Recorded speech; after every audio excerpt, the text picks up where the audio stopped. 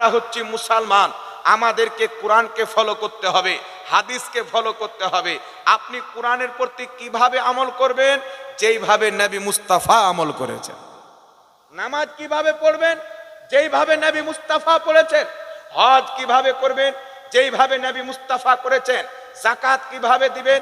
যেইভাবে নবী মুস্তাফা আদেশ করেছেন। প্রত্যেকটি আমল যদি নবী মুস্তাফার সুন্নাত মোতাবিক করা হয়, আপনার আমল কারেন্টের মতো খোদার দরবারে কবুল ও মঞ্জুর হয়ে যাবে। আর দুনিয়া থেকে আপনি যখন যাবেন, মানুষের কবরের দুটো দিক হয়। এক, হয়তো আপনার কবর জান্নাতের বাগান হবে, নচেত আপনার কবর জাহান্নামের টুকরা হবে। রাসূল পাক সাল্লাল্লাহু আলাইহি সাল্লাম বলেন, যখন কোনো ইমানদার বান্দাকে দাফন করা হয়, তার কবরটি জান্নাতের বাগান সমূহের মধ্যে একটি বাগান বানিয়ে দেওয়া হয়। যখন কোনো বেঈমানকে দাফন করা হয়, তার কবর জাহান্নামের টুকরা হয়ে যায়। আর আল্লাহ পাক কোরআনে বলেছেন, ওয়াল্লাযীনা আমানু ওয়া আমিলুস সলিহাতি ফি রাউদাতিল জান্নাহ, যারা ঈমান এনে ভালো আমল করে দুনিয়া ত্যাগ করবে, আল্লাহ পাক বলছেন ফি রাউদাতিল জান্নাহ, তারা জান্নাতের বাগানে থাকবে। আপনার মাটির কবরকে আল্লাহ জান্নাতের বাগান বানিয়ে দিবে। শর্ত হচ্ছে আপনাকে ঈমান এনে দুনিয়া থেকে ভালো আমল করে যেতে হবে। দুঃখের কথা হচ্ছে, পৃথিবীর মুসলমান আজ কেউ বলতে চাচ্ছে, হুজুর যেই দিকে তাকান মুসলমানের প্রতি হামলা, ফিলিস্তিনে মুসলমানের প্রতি হামলা, ভারতে মুসলমানের প্রতি হামলা, ফ্রান্সে মুসলমানের প্রতি হামলা। আমি আপনাকে বলতে চাই, আমাদের প্রতি আক্রমণ কেন হচ্ছে? আমরা আল্লাহর দিন থেকে পিছিয়ে গেছি, নবী পাকের সুন্নাত থেকে পিছিয়ে গেছি, মডার্নদের সুন্নাতকে আমরা অবলম্বন করতে আরম্ভ করেছি। আমার কিছু যুবক ভাইরা দাড়ি রাখে, যেমন ভাবে ক্রিকেটার দাড়ি রাখে, হিরোরা দাড়ি রাখে, ফুটবলার দাড়ি রাখে, তাদের মতন ডিজাইনওয়ালা দাড়ি পছন্দ হলো, কিন্তু মুস্তাফা জানে রহমাতের মতো জান্নাতি দাড়ি পছন্দ হলো না। কত লোকের চেহারায় দাড়ি নাই, কত লোকের ফ্যামিলিতে একটাও কোনো নামাজি নাই, কত লোক কোটি কোটি টাকা ইনকাম করে যাকাত দেয় না, আর কত লোক সুস্থ শরীরে রমজান মাসে দিনের বেলা খাবার খায়, রোজা রাখে না।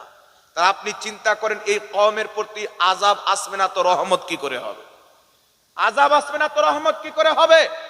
যখন বদরের যুদ্ধের ময়দানে আমার আপনার নবী সাল্লাল্লাহু আলাইহি ওয়াসাল্লাম 313 জন সাহাবীকে নিয়ে বদরের যুদ্ধে উপস্থিত হয়েছেন, হাজার কাফির একদিকে, 313 জন মুসলমান একদিকে। তিনারাও তো মুসলমান ছিলেন, আমরাও তো নিজেকে মুসলমান বলি।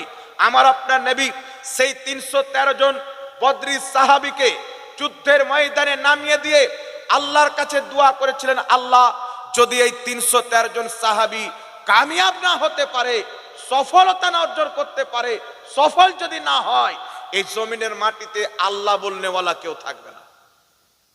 কবে নবী পাক দোয়া করেছিলেন? ময়দানে নামিয়ে দিয়ে। আর আমরা কখন দোয়া করি বাবা? ময়দানে যাওয়ার আগে দোয়া করি। দোয়া কখন করে? যখন পরীক্ষার ফিল্ডে আপনি বসে যাবেন, তারপর দোয়া করেন আল্লাহ আমাকে কামিয়াব করো। আর আপনি বাড়িতে দোয়া করছেন, পরীক্ষার ফিল্ডে যাবেন না, তাহলে কি করে পাস হবে? বাড়িতে বসে বসে তো পাস হওয়া যাবে না। একজন নামাজ পড়তে যাচ্ছেন, আপনি তাকাচ্ছেন, উনি রোজা রাখছেন, আপনি তাকাচ্ছেন, আপনি নিজে করছেন না, তাহলে ও তো জান্নাতে যাবে, আপনি তো জান্নাতে যাবেন না। জান্নাতে যেতে হলে আপনাকেও তো আমল করতে হবে, ঈমান মজবুত রাখতে হবে, আকীদা সঠিক রাখতে হবে, সচ্চা পাক্কা মুসলমান হতে হবে। আর একটি কথা মনে রাখবেন, পৃথিবীর মুসলমান, দুনিয়াতে অনেক রকমের রাজা মহারাজা এসে, ফিরআউন ছিল, নমরুদ ছিল, সাদ্দাত ছিল, কারুন ছিল, কিন্তু আপনারা বলেন যেই রকম মান, যেই রকম সম্মান হযরতে বেলাল পেয়েছেন, এদের মতন বাদশারা পেয়েছে? কথা বলতে হবে। হযরতে বেলাল তো একটা বাড়ির গোলাম ছিলেন, চাকর ছিলেন। উনাকে যে আল্লাহ ইজ্জত দিয়েছেন, ওইগুলো বাদশাকে দেয়নি যারা নিজেকে রব বলে দাবি করতো, আনা রব্বুকুমুল আলা, আমি সবচাইতে বড় রব। এইরকম দাবি যারা করত, তারা ইজ্জত কেন পায়নি? কারণ ইজ্জত দাওলাতে নাই, ইজ্জত বাদশাহতে নাই। ইজ্জত কোথায় আছে?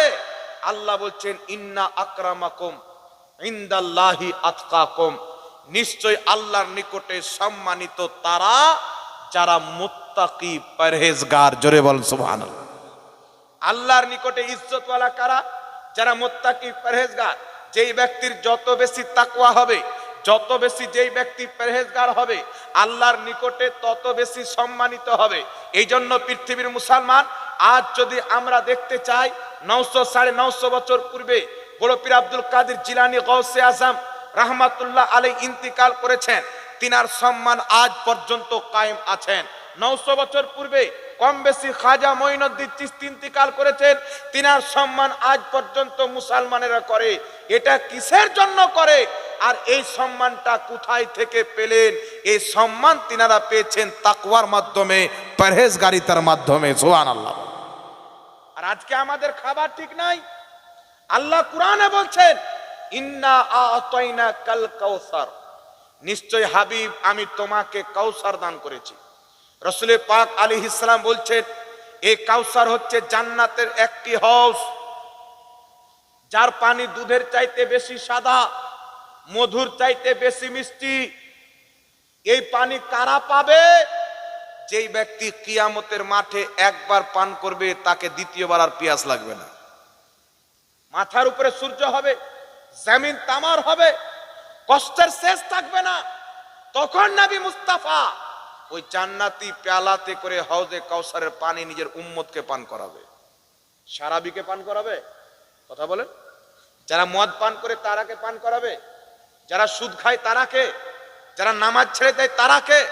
যারা নবী পাকের সুন্নতকে মেনে চলে, আল্লাহর নবী তাদের জন্য হাউজে কাউসারের পেয়ালা রেখেছেন, তারা পাবে। এই জন্য আপনাকে বলতে চাই, পৃথিবীর মুসলমান, যেই ব্যক্তি দুনিয়াতে হারাম খায়, শুধু যেই ব্যক্তি সুদ খায় সে হারামখোর নয়।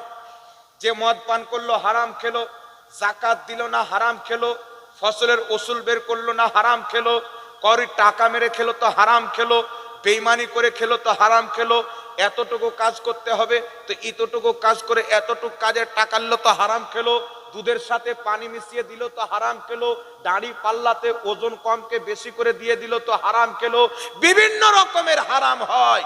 যারা হারাম খায় কিয়ামতের মাঠে তাদের পেটের মধ্যে আল্লাহ সুবহানাহু তাআলা এমন কিছু জাহান্নামী কীড়া মাকড়া পোকা মাকড় ভরে দিবে, বিষাক্ত সাপ ভরে দিবে। তাদের পেটের কখনো ডান দিকে কামড় দিবে তো ডান দিকে ছটপট ছটপট করে পড়বে, বাম দিকে কামড় দিবে তো বাম দিকে ছটপট ছটপট করে পড়বে। সে হাই হাই বলে চিল্লে বলবে, আল্লাহ একবার সুযোগ দাও, দুনিয়াতে পাঠিয়ে দাও, আমি আর জীবনে হারাম খাবো না। কিন্তু দ্বিতীয়বার সুযোগ পাওয়া যাবে না, চেষ্টা তো এখনই করতে হবে, এখনই বাঁচতে হবে। আমাদের মুসলিম সমাজের লোক আজ আমাদের কোরআনের প্রতি আক্রমণ হচ্ছে কেন জানেন? কোরআন মোতাবিক আমাদের জীবন নাই, কোরআন মোতাবিক আমাদের জীবন নাই। একজন বিজ্ঞান, একজন সায়েন্টিস্ট, যার বাড়ি হচ্ছে ফ্রান্সের মাটিতে। আমি যখন 9 ক্লাসে পড়তাম, তার ব্যাপারে আমার স্যারেরা আমাকে বলতো, ওই জামানে একটা পেপার বেরিয়েছিল, জাতি তার বক্তব্য বেরিয়েছিল আমাদের বিহারে, তখন আমাদের ঝাড়খণ্ড বিহার ছিল, এখন কেটে ঝাড়খণ্ড হয়ে গেছে।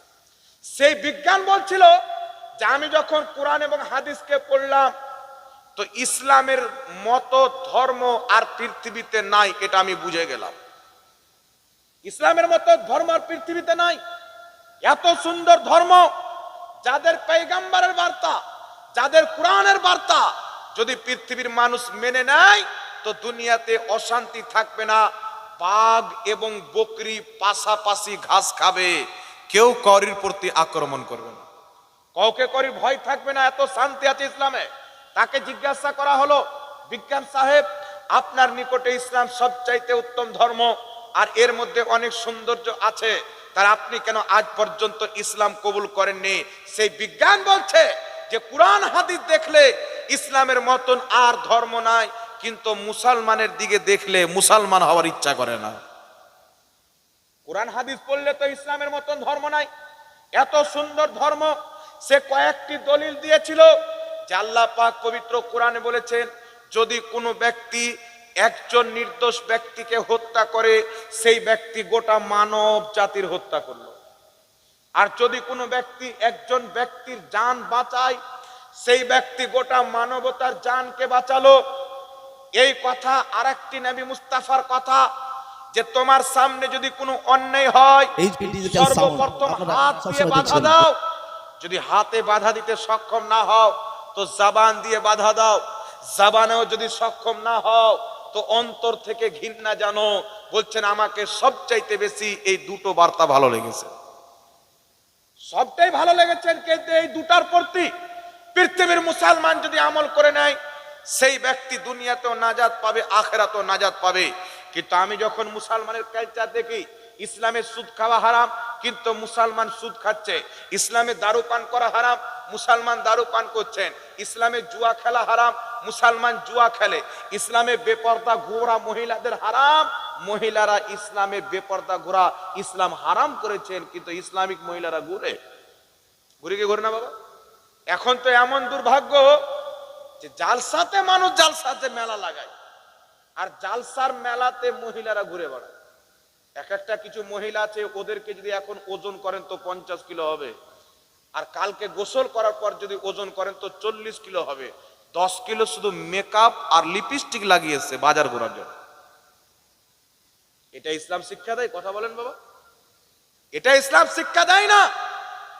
আর একজন মহিলার কারণে কিয়ামতের মাঠে 4 জন ব্যক্তি দায়ী হবে।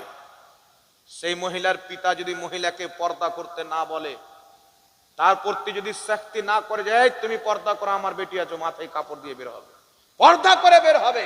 বাপ যদি শিক্ষা না দেয় কিয়ামতে বাপকে পাকড়াও হবে। বড় ভাই যদি শিক্ষা না দেয় ভাইকে পাকড়াও হবে।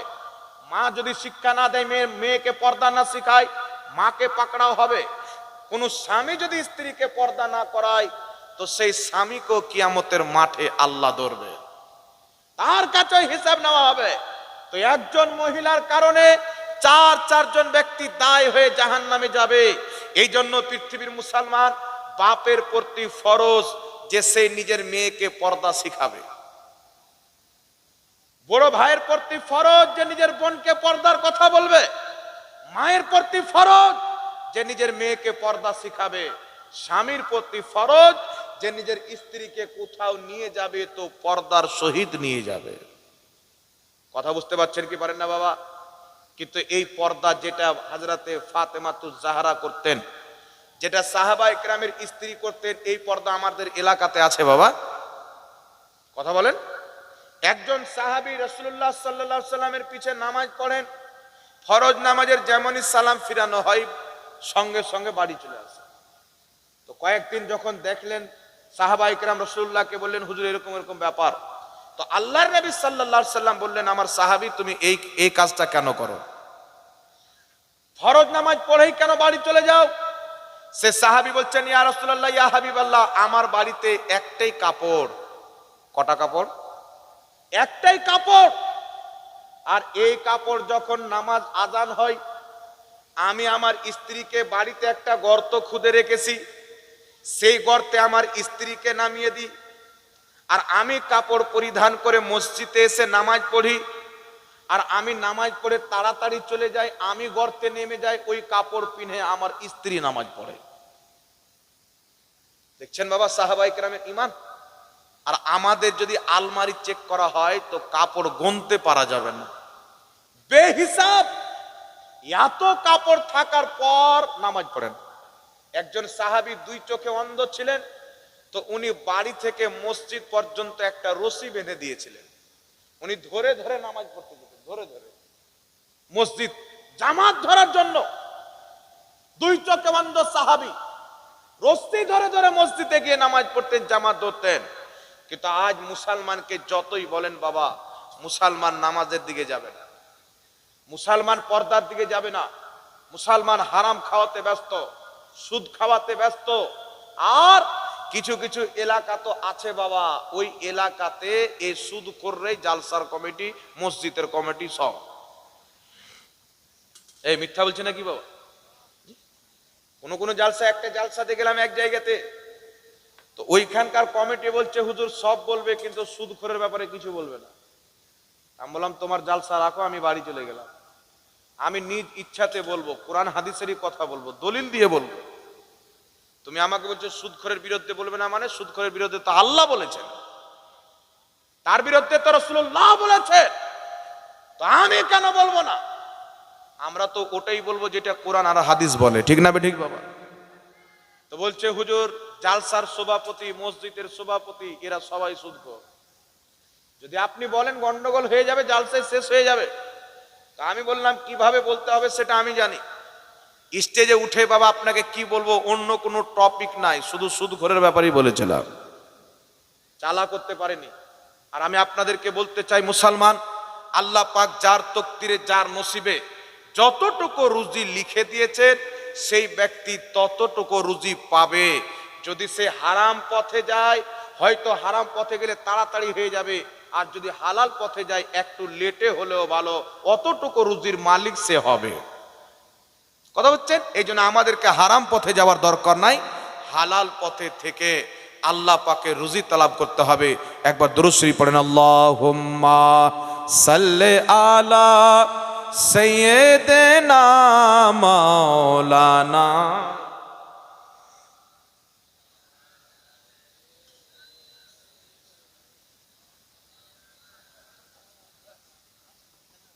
ওয়া আলা আলি সাইয়্যিদিনা সাল্লাল্লাহু তাআলা আলাইহি ওয়াসাল্লাম। ব্রাদার ইসলাম, নবী পাক সাল্লাল্লাহু তাআলা আলাইহি ওয়াসাল্লাম আল্লাহ পাক পরওয়ারদিগার আলমের আখরি পয়গম্বর, আখরি নবী, উনাকে আল্লাহ পাক আখরি নবী বানিয়ে পাঠিয়েছেন। আর সাহাবায়ে কেরাম রাসূল সাল্লাল্লাহু আলাইহি সাল্লামের গুণগানও করেছেন, তিনার শানের নাতও লিখেছেন। তা আমি একটি নাত আপনাদেরকে শোনাতে চাই, শুনবেন? একটু জোরে করে বলেন তো সুবহানাল্লাহ। আপনাদেরকে দেখে মনে হচ্ছে ঘুম আসছে, দেখেন ভাই বলছেন যে একটা গজল শুনিয়ে দেন।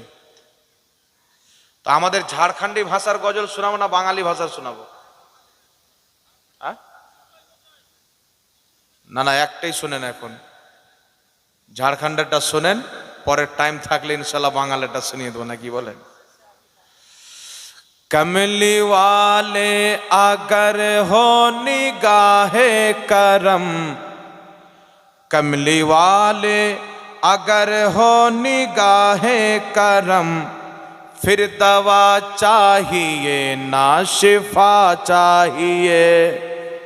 कमली वाले अगर हो निगाहे करम, कमली वाले अगर हो निगाहे करम, फिर दवा चाहिए ना शिफा चाहिए, फिर दवा चाहिए ना शिफा चाहिए।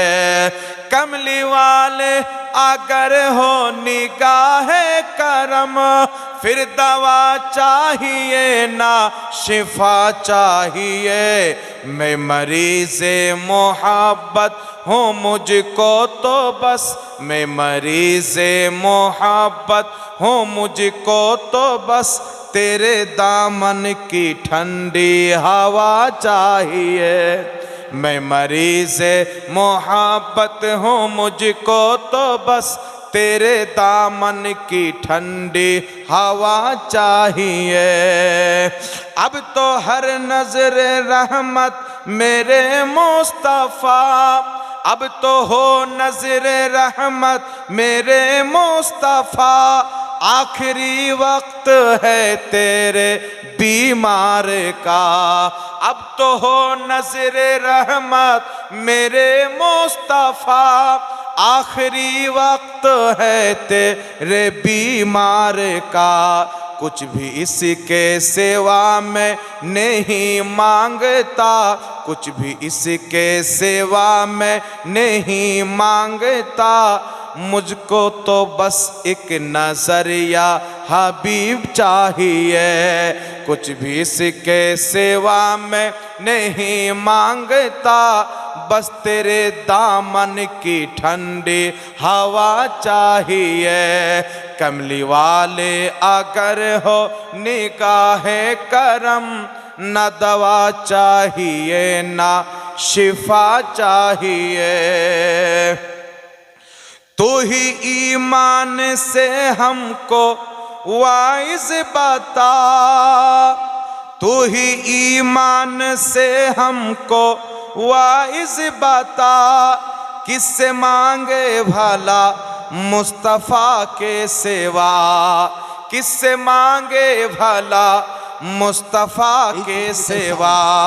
अंबिया भी पुकारेंगे महशर के दिन, अंबिया भी पुकारेंगे महशर के दिन।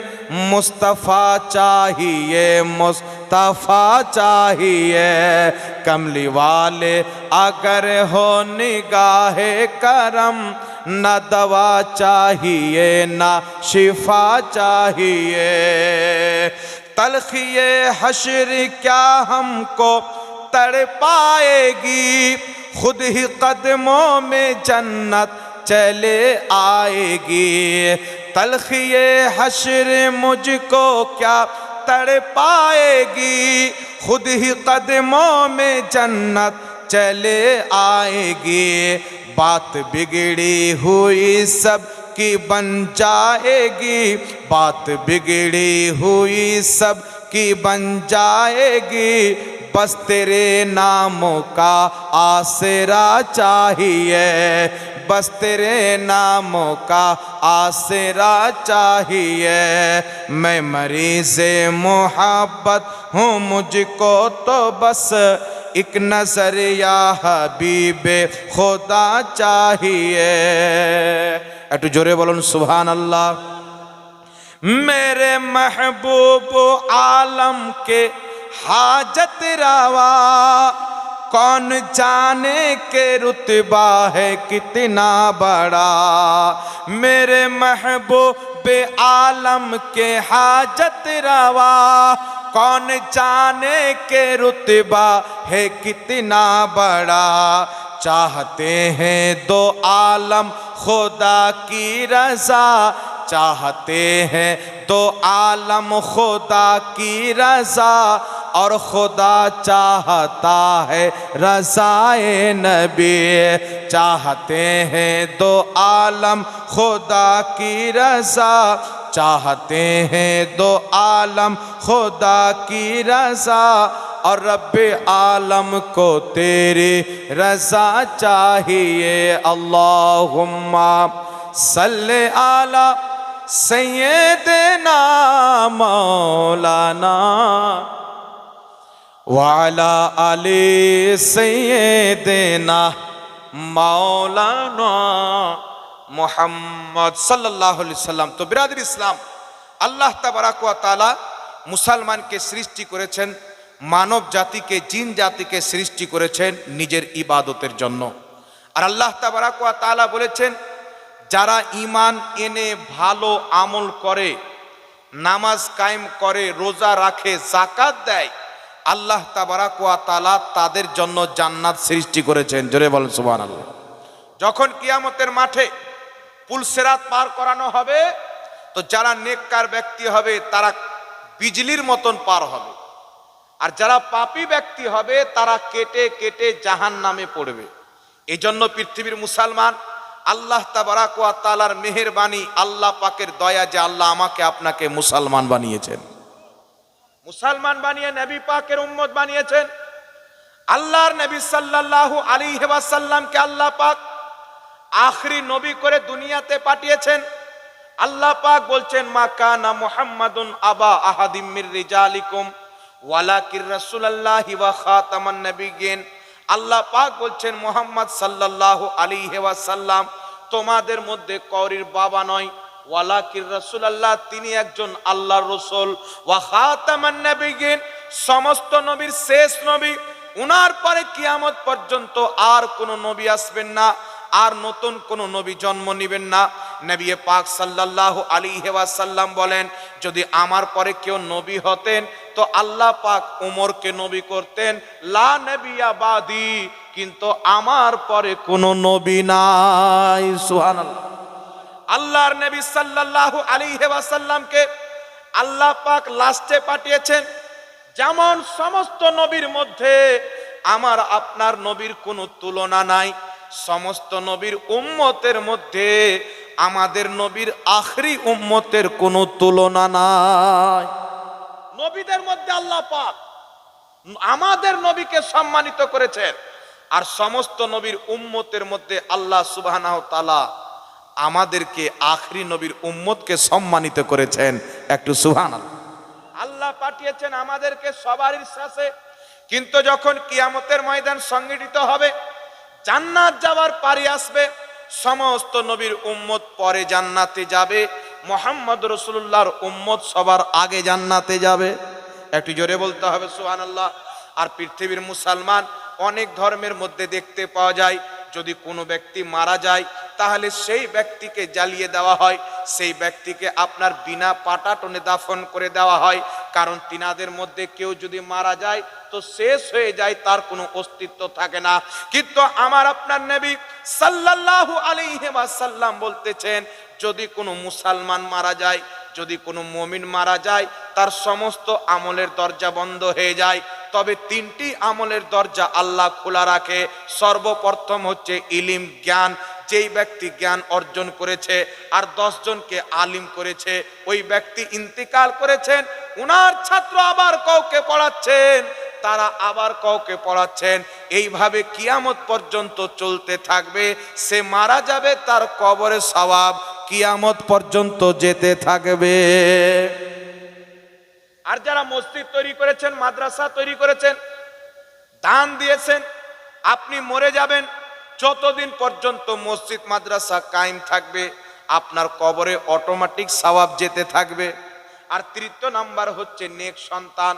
নবী পাক বলছেন, নেক সন্তান, মা বাপ ইন্তিকাল করেছেন, সন্তান নিজের পিতা মাতার জন্য দোয়া করছেন, মা বাপের জন্য ইসালে সওয়াব করছেন, মা বাপের জন্য দান করছেন, মা বাপের জন্য মানুষকে খাওয়াচ্ছেন, মা বাপের ইসালে সওয়াবের জন্য মসজিদ মাদ্রাসায় দান দিচ্ছেন। ওই সন্তান যা নেকির কাজ করে পিতা মাতার নামে ইসাল করে দিবে, আল্লাহ সুবহানাহু তাআলা ওই সন্তানের নেকিগুলি তার মা বাপের নামায় আমালে লিখে দিবে। সুবহানাল্লাহ হবে না? এই জন্য পৃথিবীর মুসলমান মানুষ যদি মারা যায়, বাপ মা মারা গেছেন, এই বাপ মায়ের কবর প্রত্যেক বৃহস্পতিবার জিয়ারত করেন, প্রত্যেক শুক্রবার জিয়ারত করেন। কারণ আমাদের দেশে যখন বাপ মা মারা যায় তো খুব বেশি 4 দিন 5 দিন 6 দিন লোক যায়, তারপর লোক ছেড়ে দেয়, আর জিয়ারত করতে যায় না। আছে না নাই বাবা? কথা বলেন। এই পৃথিবীর মুসলমান, আমার আপনার নবী সাল্লাল্লাহু আলাইহি ওয়াসাল্লাম মুসান্নাফে আব্দুর রাজ্জাকের মধ্যে হাদিস, প্রত্যেক বছরের শুরুতে উহুদের শহীদগণের কবর বা মাজার জিয়ারত করতে যেতেন। আমার আপনার নবীর ইন্তিকালের পর হযরতে আবু বকর সিদ্দিক যেতেন, তারপর হযরতে উমরে ফারুক যেতেন। রাসূল পাক আলাইহিস সালাম বলছেন, সহিহ মুসলিমের হাদিস, নাহাইতুকুম আন জিয়ারাতিল কুবুর, আমি মুস্তাফা তোমাদেরকে কবর জিয়ারত করতে নিষেধ করতাম। আল্লাহর নবী বলছেন, ফাজুরুহা, এখন তোমরা কবর জিয়ারত করো।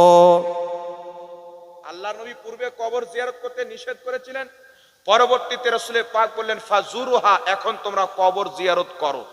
আপনারা কবর জিয়ারত করেন? এই কথা বলেন, করেন? এখন প্রশ্ন হচ্ছে, কবর একা একই জিয়ারত করবেন না দলবদ্ধভাবে জিয়ারত করবেন? মনে রাখবেন, পৃথিবীর মুসলমান একা একই কবর জিয়ারত করাও জায়েজ, আর দলবদ্ধভাবে কবর জিয়ারত করাও জায়েজ। আবু দাউদ শরীফের মধ্যে সহিহ হাদিস, সাহাবায়ে কেরাম বর্ণনা করছেন, খারাজনা মা রাসূলিল্লাহি সাল্লাল্লাহু আলাইহি ওয়াসাল্লাম ইউরিদু কুবুরাশ শুহাদা, আমরা সবাই নবী মুস্তাফার সঙ্গে উহুদের শহীদগণের কবর জিয়ারতের উদ্দেশ্যে বের হলাম। সাহাবা বলছেন, আমরা সবাই নবী মুস্তাফার সঙ্গে উহুদের শহীদগণের কবর জিয়ারতের উদ্দেশ্যে বের হলাম। তাহলে কেউ যদি দলবদ্ধভাবে কবর জিয়ারত করতে যায়, জায়েজ হবে না নাজায়েজ হবে? এই জোরে বলতে হবে। নবী পাকের সুন্নাতে আমল করা হবে। কবর জিয়ারত করার উদ্দেশ্য আপনার কি থাকবে? 1 নাম্বার উদ্দেশ্য হচ্ছে, আপনি কবর জিয়ারত করতে এই জন্য যাচ্ছেন যে মুহাম্মদ রাসূলুল্লাহ সাল্লাল্লাহু আলাইহি ওয়াসাল্লাম গিয়েছেন। 2 নাম্বার উদ্দেশ্য হবে, আপনি কবর জিয়ারত করতে এই জন্য যাচ্ছেন যে ওই কবরবাসীকে দেখলে আপনার আখিরাত স্মরণ পড়বে। 3 নাম্বার উদ্দেশ্য হবে, আপনি কবর জিয়ারত করতে যাচ্ছেন, সেই মৃত্যু ব্যক্তির জন্য আপনি দোয়া করবেন। কি করবেন? কটা উদ্দেশ্য বললাম বাবা? 3টা উদ্দেশ্য আপনার থাকতে হবে। 1, নবী মুস্তাফা জিয়ারত করেছেন তাই জিয়ারত করতে যাচ্ছি, আগে নবী পাকের তরিকা, নবী পাকের সুন্নাত। 2 নাম্বার হচ্ছে যে আপনি এই জন্য যাচ্ছেন যে ওই কবরগুলিকে দেখে আপনাকে আখেরাত বলে স্মরণ আসবে, মরণ বলে স্মরণ আসবে, এতে আপনার মধ্যে তাকওয়া জন্ম নেবে, পরহেজগারিতা আসবে। জোরে বল সুবহানাল্লাহ। তারপর হচ্ছে আপনি মৃত্যু ব্যক্তির জন্য দোয়া করবেন। এখানে একটা কথা মনে রাখবেন, আপনি যদি সাধারণ ব্যক্তির কবরে যান তাহলে তার জন্য দোয়া করবেন, কিন্তু যদি কোনো নবীর কবরে চলে যান, সাহাবীর কবরে চলে যান, আল্লাহর ওলির কবরে চলে যান, তাহলে সেখানে কি তিনার জন্য দোয়া করবেন? কেউ কি গিয়ে দোয়া করবেন, ইয়া আল্লাহ তোমার নবী মুস্তাফাকে জান্নাত দান করো, এরকম দোয়া করা চলবে? কথা বলেন। ওখানে গিয়ে নবী মুস্তাফার ওসিলাতে আপনি নিজের জন্য দোয়া করেন। দোয়া হবে কার কাজ? আল্লাহর কাজ। ওসিলা নবী পাকের। সাহাবীর কবরে যাচ্ছেন, সাহাবীর ওসিলা। তারপর আপনি যদি আল্লাহর ওলির মাজারে যান, তিনার ওসিলা দিয়ে আল্লাহর কাছে দোয়া করেন। কারণ আল্লাহর নবী এবং ওলির ওসিলা দিয়ে দোয়া করা এটা ইসলামে জায়েজ আছে। জোরে বলতে হবে সুবহানাল্লাহ। তবে একটা কথা মনে রাখবেন, পৃথিবীর মুসলমান, আপনি নিজের পিতামাতার কবর কতদিন জিয়ারত করছেন এটা আপনি সামনে লক্ষ্য রাখবেন। নিজের মা বাপের কবরকে কোনোদিন ভুলবেন না। আল্লাহর নবী বলেছেন, মিশকাতুল মাসাবির মধ্যে হাদিস, আমার আপনার নবী বলছেন, যখন কোনো মানুষ মারা যায় সেই ব্যক্তি জীবিত ব্যক্তির দুয়ার অপেক্ষায় থাকে। দুয়ার অপেক্ষায় থাকে। আল্লাহর নবী বলছেন খাস করে 4 জন ব্যক্তির অপেক্ষায় থাকে। কতজন ব্যক্তি? 4 জন ব্যক্তির অপেক্ষায় থাকে। প্রথম, তার আলো আওলাদ, তার ছেলে মেয়ে আত্মীয় স্বজনের অপেক্ষাতে থাকে যে তারা আমার জন্য দোয়া করবে, সাদকা করবে, ইসালে সওয়াব করবে, আর আমার কবরে সেই সওয়াবটা আল্লাহ পৌঁছে দিবে, আর এর বরকতে আল্লাহ আমার কবরটাকে উজ্জ্বল করে দিবে। 1 নাম্বার। দ্বিতীয় নাম্বার, রাসূল পাক সাল্লাল্লাহু আলাইহি সাল্লাম বলছেন তার আহলে খানদান, তার বংশের লোক তার জন্য দোয়া করবে কিনা তার অপেক্ষাতে থাকে। তৃতীয় নাম্বার হচ্ছে তার বন্ধু বান্ধবের অপেক্ষায় থাকে, দোস্তের অপেক্ষায় থাকে। চতুর্থ নাম্বার হচ্ছে তার গ্রামবাসীর অপেক্ষায় থাকে যে এরা আমার জন্য দোয়া করবে। তাই আপনার যদি বাপ মা মারা যায় আপনি দোয়া করেন, গ্রামবাসী মারা যায় আপনি দোয়া করেন, বন্ধু বান্ধব মারা যায় আপনি দোয়া করেন। একটি হাদিস আপনাকে বলতে চাই, ইমাম হাকিম রাহমাতুল্লাহ আলাইহি আল মুস্তাদরাক আলা সাহিহাইন কিতাবে হাদিসটিকে উল্লেখ করেছেন।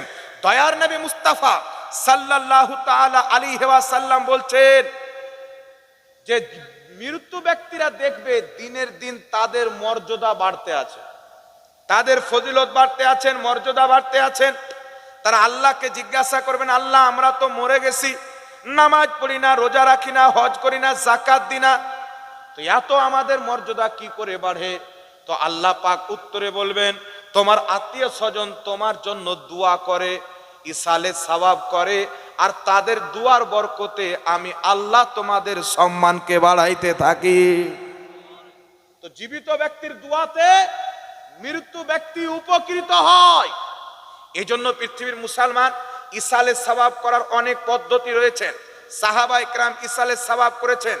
আবু দাউদ শরীফের মধ্যে হাদিস, হযরতে সাদ বিন আবাদা আমার আপনার নবীর নিকটে আসলেন, ইয়া রাসূলুল্লাহ, ইয়া হাবিবাল্লাহ, আমার মা ইন্তেকাল করেছেন, আমি চাই আমার মায়ের নামে কিছু সাদকা করব। হুজুর গো, কি সাদকা করলে আমার মা উপকৃত হবে বা ভালো হবে? তো আল্লাহর নবী বলছেন পানি সাদকা করো।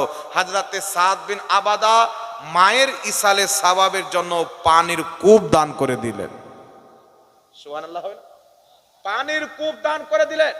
এই জন্য পৃথিবীর মুসলমান যতগুলি কাজের নেকি আছে এই প্রত্যেকটা কাজ ইসালে সওয়াবের জন্য করতে পারেন। মৃত্যু ব্যক্তির পক্ষ থেকে কুরবানি দিতে পারেন, মৃত্যু ব্যক্তির ইসালে সওয়াবের জন্য মানুষকে খাওয়া দাওয়ানো করতে পারেন, মৃত্যু ব্যক্তির ইসালে সওয়াবের জন্য আপনি কোরআন তেলাওয়াত করতে পারেন, মৃত্যু ব্যক্তির ইসালে সওয়াবের জন্য আপনি কলমা শরীফ পাঠ করতে পারেন, মৃত্যু ব্যক্তির ইসালে সওয়াবের জন্য আপনি দুরূদ শরীফ পাঠ করতে পারেন, মৃত্যু ব্যক্তির ইসালে সওয়াবের জন্য নফল নামাজ পড়েও তার সওয়াব নিজের পিতা মাতার নামে বকশে দিতে পারেন। একটু জোরে বলতে হবে সুবহানাল্লাহ। ইমাম বদরুদ্দিন আইনি রাহমাতুল্লাহ আলাইহি বুখারী শরীফের শারা উমদাতুল কারীর মধ্যে লিখেছেন, আল্লাহর নবী বলছেন যখন কোন জীবিত ব্যক্তি মৃত্যু ব্যক্তির নামে কিছু দান করে সওয়াব পাঠায়, দোয়া করে সওয়াব পাঠায়, ইসালে সওয়াব করে, হযরতে জিবরিল আলাইহিস সালাম জান্নাতি প্লেটে করে নিয়ে সওয়াব ওই মৃত্যু ব্যক্তির কবরে হাজির হয়ে যায়। তোমার সন্তান, তোমার আহলে খানদান তোমার গ্রামবাসী পাড়া প্রতিবেশী তোমার নামে দোয়া করেছে, তোমার নামে দান সাদকা করেছে, এই সওয়াব তোমার কাছে নিয়ে এসেছি, কবুল করে নাও। মৃত্যু ব্যক্তি তেমন খুশি হয় যেমন সাঁতার না জাননেওয়ালা ব্যক্তি যদি নদীতে ডুবে তাকে উঠিয়ে নিলে বাঁচার পর যেমন খুশি হয়, আপনার দোয়া এবং ইসালে সওয়াবে আপনার মৃত্যু ব্যক্তি তেমনই খুশি হয়। জোরে বল সুবহানাল্লাহ। কথা বুঝতে পারছেন কি না বাবা? এই জন্য যুগ যুগ থেকে, সাহাবায়ে কেরামের যুগ থেকে নিয়ে আজ পর্যন্ত এই ইসালে সওয়াব চালু আছে। মৃত্যু ব্যক্তি যখন কবরে চলে যায়, অনেক প্রথমে খুব ফিতনাতে থাকে, কষ্টে থাকে, দুঃখে থাকে, কিন্তু পৃথিবীর মুসলমান যদি নেক ব্যক্তিকে কবরে রাখা হয় তার কোনো চিন্তা থাকবে? কথা বলেন। নেক ব্যক্তি যে দুনিয়াতে নিজেকে চাঙ্গা করে নিয়েছে, আল্লাহর নবী বলছেন দুনিয়া হলো আখিরাতের বাজার। যেই ব্যক্তি বাজারে যেই সবজি যেই তরকারি কিনবে, বাড়িতে গিয়ে সেই ব্যক্তির সেটা খেতে পাবে নাকি বাবা? বাজারে যদি বাগুন কিনে বাড়িতে বাগুন পাঠান, আপনার স্ত্রী বাগুন রান্না করবে। বাজারে যদি আলু কিনেন আলু রান্না করবে। দুনিয়া হচ্ছে আখিরাতের বাজার। এই দুনিয়াতে যদি নেকির কাজ করেন তাহলে কবরে গিয়ে ভালাই পাবেন, আর দুনিয়াতে যদি গুনহার কাজ করেন তাহলে কবরে আপনার আযাব হবে। দুনিয়া হচ্ছে আখিরাতের বাজার। এই দুনিয়ার ঘরকে চাঙ্গা করার জন্য আমরা আপনারা কি করেছি পৃথিবীর মুসলমান? এই দুনিয়ার বাড়িকে চাঙ্গা করার জন্য কেউ দুবাই চলে যায়, কেউ কাতার চলে যায়, কেউ বোম্বাই চলে যায়, কেউ দিল্লি চলে যায়। যায় কি যায় না? কিসের জন্য যায়? বাড়ি সুন্দর করব, গাড়ি সুন্দর করব, ডিহি কিনবো, জমি জায়গা কিনবো। দুনিয়ার ওই বাড়ি যেখানে 50-60 বছর থাকতে হবে, এই বাড়িকে চাঙ্গা করার জন্য কত রকমের ফ্যাকড়া দিল্লি বোম্বাই। আর যে কবরে কিয়ামত পর্যন্ত থাকতে হবে, ওই কবরের কোনো খবর নাই। আচ্ছা বলেন তো বাবা, আপনি এক জায়গাতে ভাড়া বাড়ি নিলেন, ভাড়া বাড়িটা যদি আপনি চাঙ্গা করেন আর নিজের বাড়িটা যদি আপনি ভাঙা করে রাখেন, তাহলে আপনাকে মানুষ পাগল বলবে না? কথা বলেন। যে ভাড়াতে বাড়ি নিয়েছে যা কিছু করবে তো থেকেই যাবে, নিজের বাড়িটা করতো তো ভাড়া থেকে বাঁচতো আর নিজের কাজে লেগে যেত। তাহলে ভাই আপনি বলেন, বাবারা আমার, যারা দুনিয়ার বাড়িকে চাঙ্গা করার জন্য, দুনিয়ার বাড়িকে সুন্দর করার জন্য নিজের আখেরাতকে নষ্ট করছে, আমলকে বরবাদ করছে, হারাম হালাল কিছু বাছে না, আপনারা বলেন তো বাবা, আমাদের কবরকে যদি আমরা সুন্দর না করি তাহলে আমাদের কবরে থাকতে পারবো? কথা বলতে হবে। কবর আপনি কি করে সুন্দর করবেন? দুনিয়ার বাড়িকে সুন্দর করার জন্য আপনি বিভিন্ন রকমের কাজ করছেন, দেশ বিদেশ যাচ্ছেন। আল্লাহ বলছেন, বান্দারে তোমার কবরকে আমি জান্নাতের বাগান বানিয়ে দিব, শুধু তুমি 5 ওয়াক্তের ডাকে মসজিদে হাজির হয়ে 5 ওয়াক্তের নামাজ কায়েম করে নাও, আমি আল্লাহ তোমার কবরটাকে জান্নাতের বাগান বানিয়ে দিব। সুবহানাল্লাহ হবে না? 5 ওয়াক্তের নামাজে হাজির হয়ে যান। না দিল্লি যেতে হবে, না বোম্বে যেতে হবে, না মহারাষ্ট্র যেতে হবে, আপনি শুধু 5 ওয়াক্তের নামাজ মসজিদে বাজামাত আদায় করেন, আল্লাহ পাক আপনার কবরকে উজ্জ্বল করে দিবে। ঠিক না বে ঠিক বাবা? একটু জোরে বলতে হবে, ঠিক না বে ঠিক? তো দুনিয়াতে ভালো কাজ করেন, আখেরাতে ভালো হবে। দুনিয়াতে যদি খারাপ কাজ করেন, দুনিয়াতে ভালো হবে। এর জন্য আমার নবী বলেছেন, দুনিয়া হচ্ছে মুমিনদের জন্য জেলখানা, ওয়া জান্নাতুল লিল কাফিরিন, কাফিরদের জন্য জান্নাত। দুনিয়া কাফিরদের জন্য জান্নাত, মুমিনদের জন্য জেলখানা। এর অর্থ কি পৃথিবীর মুসলমান? একজন কাফির দারু পান করবে, সুদ খাবে, জুয়া খেলবে, যত নোংরা কাজ হয় করবে, এ দুনিয়াতে সে ऐश মাস্তি করবে। কিন্তু একজন মুমিনদের জন্য দুনিয়া জেলখানা কেন? যেই ব্যক্তি কালেমা পাঠ করে মুসলমান হয়ে গেল, সেই ব্যক্তি আল্লাহ এবং আল্লাহ রসুলের বিধানে বন্ধ হয়ে গেল। আপনি মুসলমান, আল্লাহ আল্লাহ রসুলের কালেমা পাঠ করেছেন, আপনি নিজ ইচ্ছায় কিছু খেতে পারবেন না।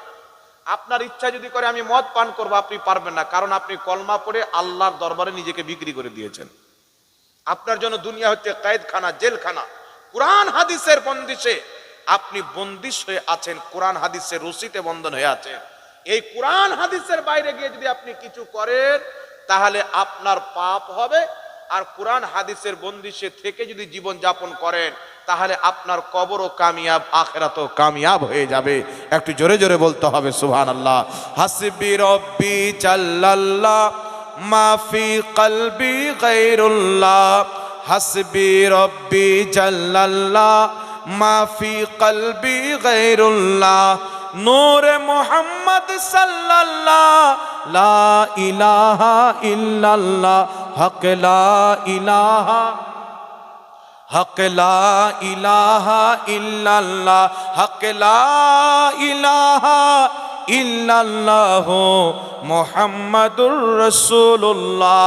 সকলে পড়ুন সাল্লাল্লাহু তাআলা আলাইহি ওয়াসাল্লাম। যাই হোক ব্রাদার ইসলাম, বক্তান লিয়া শুনুন, আর আস্তে আস্তে টাইম হয়ে যাবে ইনশাআল্লাহ। অনেক বলে দিলাম, আর কি একবার দুরূদ শরীফ পড়েন। আল্লাহুম্মা সাল্লি আলা সাইয়্যিদিনা মাওলানা মুহাম্মদ সাল্লাল্লাহু আলাইহি ওয়াসাল্লাম। ব্রাদার ইসলাম, আমার পরে একজন বক্তা আছে, আপনাদেরকে বলে দিই, হযরত মাওলানা পিয়ারুল ইসলাম চিশতি সাহেব, আপনাদের পাশের জেলা মুর্শিদাবাদে তিনার বাড়ি। তিনি আছেন, তিনি হচ্ছেন জীবনী বক্তা। আমি সুর করে ওয়াজ করি না, আপনারা শুনেছেন। তো আজকে আপনাদের জন্য মোহাব্বতে কিছুক্ষণ বলেই দিলাম, চেষ্টা করলাম। তো মাওলানা পিয়ারুল ইসলাম সাহেব আমার পরে আসবেন, ওনার মধুর আওয়াজে কিছু জীবনী আপনারা শ্রবণ করে যাবেন। আমি আপনাদের সম্মুখে দুটি মাসলা বয়ান করে আমি আমার বক্তব্য শেষ করে দেব। একটি মাসলা হচ্ছে, সর্বপ্রথম আগামীতে আমাদের রমজানুল মুবারকের মহিনা আসছেন। এই পবিত্র রমজানুল মুবারকে আপনি তারাবির নামাজ কত রাকাত পড়বেন? আপনারা কত রাকাত পড়েন বাবা? জোরে বলতে হবে। 20 রাকাত তারাবির নামাজ পড়েন তো? আল্লাহর নবী সাল্লাল্লাহু আলাইহি ওয়াসাল্লাম থেকে তারাবির নামাজের নির্ধারিত রাকাত সংখ্যা সহিহ হাদিস দ্বারা প্রমাণিত নয়। তবে আল্লাহর নবী তারাবি পড়েছেন কতদিন? 3 দিন। তারপর আল্লাহর নবী আর বেরিয়ে আসেননি, যাতে তিনার উম্মতের প্রতি আল্লাহ তারাবির নামাজকে ফরজ না করে দেন। যদি আমার আপনার নবী কন্টিনিউ পড়তেন, তাহলে তারাবির নামাজ মুসলমানদের প্রতি ফরজ করে দেওয়া হতো, যার কারণে আমার আপনার নবী আর আসেননি। তো তারাবির নামাজের নির্ধারিত রাকাত সংখ্যা রাসূলের পাক থেকে সরাসরি প্রমাণিত নয়। বুখারী শরীফের একটি হাদিস বলা হয়, আল্লাহর নবী সাল্লাল্লাহু আলাইহি সাল্লামের নামাজের ব্যাপারে সাহাবায়ে কেরাম উম্মুল মুমিনিন মায়েশা সিদ্দিকা রাদিয়াল্লাহু তাআলা আনহাকে জিজ্ঞাসা করলেন, আম্মা জান আয়েশা, নবী পাক সাল্লাল্লাহু আলাইহি সাল্লামের নামাজ রমজানে কেমন ছিল? তো তিনি উত্তরে বললেন যে আল্লাহর নবী রমজানের বাইরে 11 রাকাতের বেশি পড়তেন না। মায়েশা উত্তরে কি বললেন? বুখারী শরীফের হাদিস, নবী পাক রমজানের বাইরে 11 রাকাতের বেশি পড়তেন না। এই হাদিসকে নিয়ে অনেক কেউ বলতে চায় যে এখান থেকে বোঝা গেল আল্লাহর নবী তারাবির নামাজ পড়েছিলেন 8 রাকাত আর বেতরের নামাজ পড়েছিলেন 3 রাকাত। এটাই তো বুঝাতে চাই। বুখারী শরীফের সর্বশ্রেষ্ঠ ব্যাখ্যার কিতাবটির নাম হলো ফাতহুল বারী। আর যারা এই হাদিসকে নিয়ে যে ভাইরা 8 রাকাত তারাবি বানায়, তাদের সবচাইতে বড় ইমাম সিদ্দিক হাসান ভোপালী আউনুল বারীতে কি লিখছেন? ইনারা লিখছেন, ইমাম ইবনে হাজার আসকালানী রাহমাতুল্লাহ আলাইহি সিদ্দিক হাসান ভোপালী, নাসাবা বাযুহুম ইল্লাল ইস্তিরাব, মায়েশার হাদিসের মধ্যে ইস্তিরাব আছে, এটা কিছু সংখ্যক উলামায়ে কেরাম বলেছেন। আর এটি হচ্ছে তাহাজ্জুদের হাদিস, এটি তারাবির হাদিস নয়। মুহাদ্দিসিনে কেরাম বলছেন এটি তারাবির হাদিস, তাহাজ্জুদের নয়। প্লাস ইস্তিরাব কেন রয়েছেন? এই জন্য যে ইবনে আব্বাস থেকে 13 রাকাত বর্ণিত হয়েছেন যে আল্লাহর নবী 13 রাকাত পড়তেন। সহিহ মুসলিমে মা আয়েশা থেকে হাদিস, আম্মা জান আয়েশা বলছেন নবী মুস্তাফা সাল্লাল্লাহু আলাইহি সাল্লাম যদি কোনোদিন রাত্রে নামাজ না পড়তেন, তো দিনের বেলা সেটাকে কাজা আদায় করতেন, 12 রাকাত পড়তেন। তখন নবী পাকের প্রতি তাহাজ্জুদের নামাজ ফরজ ছিল, তো উনি 12 রাকাত পড়তেন, এটাও হাদিসে আছে। 11 রাকাতের বেশি পড়তেন না, এটাও হাদিসে আছে। আবার 13 রাকাত পড়তেন, এটাও হাদিসে আছে। এই জন্য কিছু সংখ্যক মুহাদ্দিস বলেছেন এই হাদিসের মধ্যে ইস্তিরাব রয়েছেন, প্লাস এই হাদিসটা হচ্ছে তাহাজ্জুদের হাদিস। আর তাহাজ্জুদ আলাদা, তারাবি আলাদা। এই হাদিস নিয়ে একটা কথা আপনাকে বলতে চাই, নবী রমজানের বাইরে 11 রাকাতের বেশি পড়তেন না। রমজানের বাইরে মানে 12 মাস, ঠিক না বেঠিক? 12 মাস। তাহলে এই হাদিসকে নিয়ে কেউ যদি শুধু রমজানে 8 রাকাত তারাবি পড়তে চায় তার ভুল হবে, কারণ রমজানের বাইরের কথাও আছে। এটা নিয়ে কেউ যদি তারাবি পড়তে চায় তাহলে তাকে তো 12 মাস পড়তে হবে, কারণ এই হাদিসে 12 মাসের কথা বলা হয়েছে। কথা বুঝতে পারছেন কি পারেন না বাবা? এই জন্য তাকে 12 মাস পড়তে হবে। এটা তারাবির হাদিস নয়, এটা হচ্ছে তাহাজ্জুদের হাদিস। আর তাহাজ্জুদ আর তারাবি দুটো আলাদা নামাজ। তাহাজ্জুদ হয় প্রথম রাতে, আর তারাবি হয় প্রথম রাতে, আর তাহাজ্জুদ হয় শেষ রাতে। কথা বুঝতে পারছেন? আরেকটি হাদিস আপনাকে বলে দিচ্ছি। ইমাম মাকদেসি রাহমাতুল্লাহ আলাইহি লিহাদিসিল মুখতারা কিতাবের মধ্যে হাসান সনদে হাদিস নিয়েছেন। হযরতে উমর ফারুক রাদিয়াল্লাহু তাআলা আনহু, হযরতে তামিম দারি, উবাই বিন কাব, ইনাদেরকে তিনি 21 রাকাত তারাবি পড়ার আদেশ করেছিলেন। কত রাকাত? 1 রাকাত বেতর আর 20 রাকাত তারাবি। আবার একটি হাদিসে আছেন মুসান্নাফে আব্দুর রাজ্জাকের মধ্যে হাদিস আছেন, যেটা ইবনে ইসহাক যার বর্ণনাকারী রয়েছেন, তিনার থেকে হাদিস আছেন যে হযরতে উমর ফারুক নিজের খেলাফতের আমলে লোকজনকে রমজান মাসে 23 রাকাত তারাবির প্রতি একত্রিত করেছিলেন। কত রাকাত তারাবির প্রতি? 23 রাকাত। 3 রাকাত বেতর আর 20 রাকাত হচ্ছেন তারাবি। সুতরাং পৃথিবীর মুসলমান একটি হাদিস পাওয়া যায় মুওয়াত্তা ইমামে মালিকের মধ্যে। সে হাদিসটি হচ্ছে যে হযরতে উমর ফারুক রাদিয়াল্লাহু তাআলা আনহু উনি নিজের যুগে 11 রাকাতের হুকুম করেছিলেন। কত রাকাতের হুকুম? 11 রাকাতের হুকুম করেছিলেন। এটা ইমাম মালিক মুওয়াত্তা ইমামে মালিকে লিখেছেন। আর উসুল হচ্ছে, নিয়ম হচ্ছে, কানুন হচ্ছে, যদি কোনো বর্ণনাকারী বর্ণনা করে আলাদা, আমল করে আলাদা, তো উসুল হচ্ছে তার আমল প্রাধান্য পাবে, বর্ণনাটা প্রাধান্য পাবে। তিনার বর্ণনা গ্রহণযোগ্য হবে না, আমলটা গ্রহণযোগ্য হবে। আর ইমাম মালিক রাহমাতুল্লাহ আলাইহি থেকে যে 11 রাকাতের কথা এসে কিলা শব্দ দিয়ে, আর কোন শব্দের পূর্বে যদি কিলা আসে ওটা দুর্বল হয়, আর মুখতার শব্দ অর্থাৎ গ্রহণযোগ্য শব্দ দিয়ে আপনার এসছে যে ইমাম মালিক রাহমাতুল্লাহ আলাইহি 20 রাকাত তারাবি পড়তেন। একটু জোরে বলতে হবে সুবহানাল্লাহ। 20 রাকাত তিনি তারাবি পড়তেন। আর এই যে যিনি 11 রাকাতের কথা বলেছেন, আল ফাওয়াইদ কিতাবের মধ্যে সহিহ হাদিস, যেটাকে আলবানী সালাতুত তারাবিতে উল্লেখ করে সহিহ বলেছেন, এই হাদিসের যিনি 11 রাকাতের কথা বলেছেন, তিনাকে জিজ্ঞাসা করা হলো যে 11 রাকাতের হুকুম করেছিলেন না 20 রাকাতের হুকুম করেছিলেন? তিনি বলছেন 11 রাকাত। বলছেন 11 রাকাতের হুকুম করেছিলেন না 20 রাকাতের? তখন তিনি রুজু করে ওই কথাকে ফিরিয়ে নিয়ে বলছেন যে হযরতে উমর ফারুক 20 রাকাতের হুকুম করেছিলেন। একটু জোরে বলতে হবে সুবহানাল্লাহ। তাহলে যিনি 11 রাকাতের কথা বলেছেন উনি নিজেই নিজের কথা থেকে ফিরে রুজু করে 20 রাকাতের কথাকেই প্রাধান্য দিয়েছেন। আর ইমাম ইবনে আব্দুল বার বলছেন যে হাদিসে 11 রাকাতের কথা এসেছেন, এটা হচ্ছে বর্ণনাকারীর ভুল। উনি ভুল করে 11 রাকাতের কথা বলেছেন, সহিহ হচ্ছে 20 রাকাতের কথা। একটু জোরে বলতে হবে সুবহানাল্লাহ। ইবনে তাইমিয়া নিজের কিতাব মাজমুল ফাতাওয়ার মধ্যে লিখেছেন, মাজমুল ফাতাওয়ার মধ্যে লিখছে হযরতে উমর ফারুকের জামানাতে সাহাবায়ে কেরাম 20 রাকাত তারাবি পড়েছেন, আর কোন সাহাবী মতভেদ করেননি। একটু জোরে বলতে হবে সুবহানাল্লাহ। এখানে একটা কথা বলি, যারা বলে 11 রাকাতের হুকুম করেছেন, আমি চ্যালেঞ্জ করে বলতে চাই কেউ এটা প্রমাণ করতে পারবে না যে হযরতে উমর ফারুকের যুগে 11 রাকাত তারাবি পড়া হতো। কিন্তু সুনানুল কুবরা লিল বাইহাকিতে ইমাম বাইহাকি সহিহ সনদে হাদিস উল্লেখ করেছেন, যে হাদিসকে ইমাম নববী খুলাসাতে সহিহ বলেছেন, ইমাম মুল্লা আলী কারি মিরকাতে সহিহ বলেছেন, আরো একাধিক ইমাম সহিহ বলেছেন, ইমাম আইনি সহিহ বলেছেন, ইমাম নিমামি সহিহ বলেছেন, একাধিক ইমামগণ এই হাদিসটিকে সহিহ বলেছেন যে হযরতে উমর ফারুকের জামানাতে সাহাবী এবং তাবেঈগণ 20 রাকাত তারাবির নামাজ পড়তেন। জোরে বলতে হবে সুবহানাল্লাহ। এখানে আপনাদের বিবেককে একটা প্রশ্ন করতে চাই বাবা, যদি হযরতে উমর ফারুক 11 রাকাতের হুকুম করতেন, তাহলে সাহাবা এবং তাবেঈনগণ উনার হুকুমের বিরুদ্ধে গিয়ে কি 20 রাকাত পড়তেন? উনি যদি 11 রাকাতের হুকুম করতেন তো 11 রাকাত পড়তেন। তো উনার যুগে 11 রাকাত তারাবি নাই, হযরতে আলীর যুগে 11 রাকাত তারাবি নাই, তাবিদের যুগে 11 রাকাত তারাবি নাই। হযরত উমর ফারুকের জামানায় সহিহ হাদিস দ্বারা প্রমাণিত সাহাবা তাবিনগণ 20 রাকাত তারাবি পড়ছেন। হযরতে আলীর যুগে তিনি নিজেই 20 রাকাত পড়ার হুকুম করছেন। তারপরে ইব্রাহিম নাখি বিশ্ববিখ্যাত তাবির যুগে, হযরতে মিজলাজের যুগে, সবারই যুগে 20 রাকাতই তারাবি হচ্ছে। তো হযরতে উমর যদি 11 রাকাত হুকুম করতেন, উনার যুগে, আলীর যুগে, তাবিদের যুগে 11 রাকাত পড়া হতো, কিন্তু 20 রাকাত পড়া হয়েছে। এই দ্বারা আরো স্পষ্ট হয়ে যায় 11 রাকাত বর্ণনাকারী ভুল করে বলেছেন, 20 রাকাতটাই হলো সহি।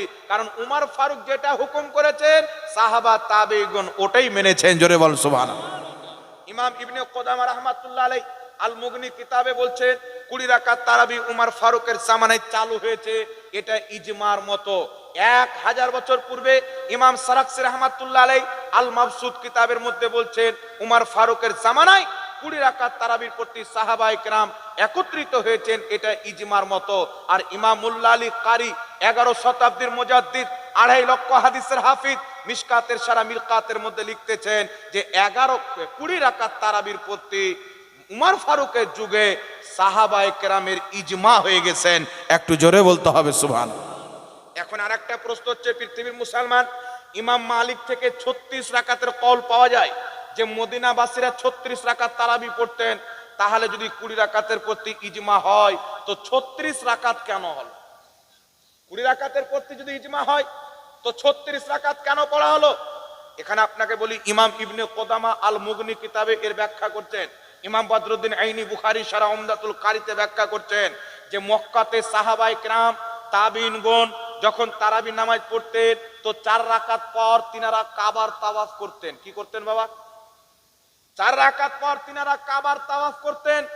মক্কার সাহাবী তাবিরা চিন্তা করলেন যে উনারা তারাবির মাঝে কাবার তাওয়াফ করেন, তো আমাদের চাইতে তো উনাদের নেকিটা বেশি হয়ে যাচ্ছে। উনারাও 20 রাকাত তারাবি পড়ছেন, আমরাও 20 রাকাত তারাবি পড়ছি, কিন্তু মিডিলে 4 রাকাতের পর যে ওয়াকফাটা হয়, আমরা যে দোয়া করি, তাসবিহ পাঠ করি, উনারা তাওয়াফ করেন, তো উনাদের তাওয়াফ করার নেকি বেশি হয়ে যাবে। তখন মদিনার সাহাবায়ে কেরাম তাবিঈনগণ বললেন, উনারা যতক্ষণ পর্যন্ত তাওয়াফ করবেন আমরা ততক্ষণ পর্যন্ত নফল নামাজ পড়ে নেব, তাহলে উনাদের সমতুল্য আমাদেরও সওয়াব হয়ে যাবে। সুবহানাল্লাহ হবে না? তো ইনারা তাওয়াফ করতেন, উনারা নফল নামাজ পড়তেন।